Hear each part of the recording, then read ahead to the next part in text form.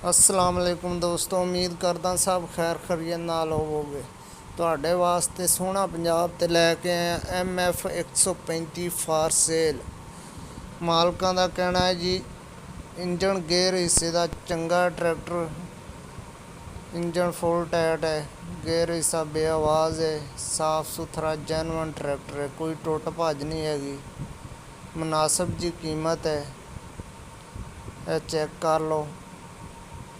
Show change की हुई है, मरगाट जैनवन ने, यह देख लो। तसल्ली नाल चेक कर लो जी।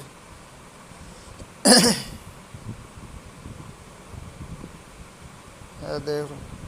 अगर साडा वीडियो अच्छा लगे तो लाइक सबसक्राइब करके आल नोटिफिकेशन ऑन कर लो ताकि हर आने वाली वीडियो तुहाडे ताईं पहुँचती रहे।